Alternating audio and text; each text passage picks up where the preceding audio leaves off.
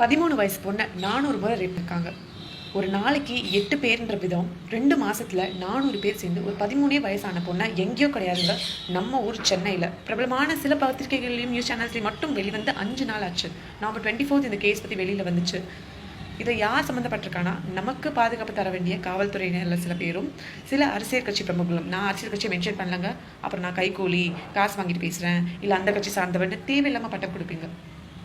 இந்த rape case எல்லாரையும் போல எப்பயும் போல நடக்குதுனால ஒரு 13 வயசு பொண்ணு 2 மாசத்துல 400 பேர் ரேப் பண்ணுறது எவ்வளோ கொடூரமான விஷயம்.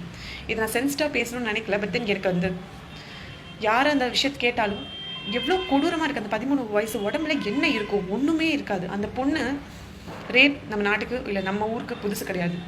பிறந்த குழந்தையில ஆரம்பிச்சு வயசான கிளை வரைக்கும் எல்லாரையும் ரேப் பண்ணிட்டு இருக்காங்க. டெய்லி ஒரு நியூஸ் பார்த்துட்டு இருக்கோம். இந்த விஷயம் வெளில வந்துச்சு. அது எப்படி அந்த வேலைக்கு அமுச்சு விட்ட பொண்ணை 2 மாசமா எதுவுமே காண்டாக்ட் பண்ண முடியலன்னு அம்மா எதர்ச்சியா போய் கேட்கும்போது அந்த பொண்ணு இந்த கதையை சொல்லியிருக்கா.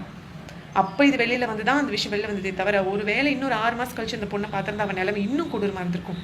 இந்த விஷயத்த வெளில சொல்றதுனால ஜஸ்டிஸ் ஃபார் ஹேஷ்டாக் ஓய்வு கிடைக்குமானா இல்லை, பெண்களுக்கு நடக்க போகிற அவலம் நிறுத்த போகணும்னா இல்லை. சரி, இது எதுக்கு தான் வெளில சொல்கிறோம் அப்படின்னு கேட்டால், அட்லீஸ்ட் நீங்கள் உங்கள் வீட்டில் பாதுகாப்பாக இருக்கிறதுக்கும், பெண்கள் நீங்கள் உங்கள் வீட்டு குழந்தைங்களை பாதுகாப்பாக வச்சுக்கிறதுக்கும், ஆண்கள் உங்களை சுற்றி இருக்கக்கூடிய அவலங்களை ஒரு தடவை பாருங்கள். உங்களை சுற்றி இருக்க யாராவது ஆபத்தில் இருந்தாங்கன்னா அட்லீஸ்ட் இன்ஃபர்மேஷன் கொடுங்க. At least be protective. நம்ம சுற்றி இருக்கக்கூடிய என்விரான்மெண்ட்டில் ப்ரொடெக்டிவாக வச்சுக்கோங்கன்ற ஒரு சின்ன அவேர்னஸ் கிரியேட் பண்ணுறதுக்காக திருப்பி ரேப் கேஸ் பற்றி மறுபடியும் பதிவு செஞ்சுக்கிட்டே இருக்கும். எங்கேயோ நடந்ததுன்னா பரவாயில்லன்னு சொல்லிட்டு தலைநகர் டெல்லியில் நடந்த ஒரு ரேப் கேஸ் வந்து உலகத்தையே ஒரு நிமிஷம் சம்பிக்க வச்சது. யாரும் அந்த நிர்பயா கேஸை மறந்துருக்க முடியாது. இது இந்தியாவோட தலைநகரம்.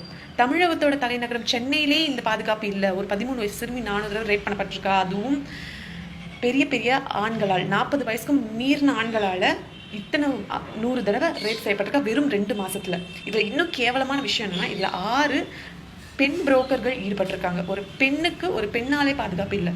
தயவு செஞ்சு ஒரு குழந்தைக்கு நடந்த அவலத்தை உங்கள் கூட ஷேர் பண்ணுறது மூலிமா ஏதோ ஒரு வகையில் நம்ம வீட்டுக்கு முன்னாடி ஒரு பொண்ணு இனிமேல் விளையாண்டானா இந்த பொண்ணுக்கு எதுவும் ஆகக்கூடாதுன்னு மற்றவங்க அட்லீஸ்ட் அந்த ஒரு மனநிலைமையோட பார்ப்பாங்கன்ற ஒரு காரணத்துக்காக தான் இந்த பதிவு செய்ய தவிர எனக்கு இதில் ஒரு ஆதாயமும் கிடையாது.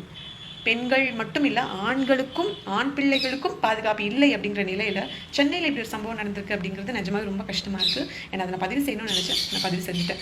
முடிஞ்ச வரைக்கும் நீங்களும் உங்களை சுற்றி இருப்பவர்களும் பாதுகாப்பாக இருங்கள்.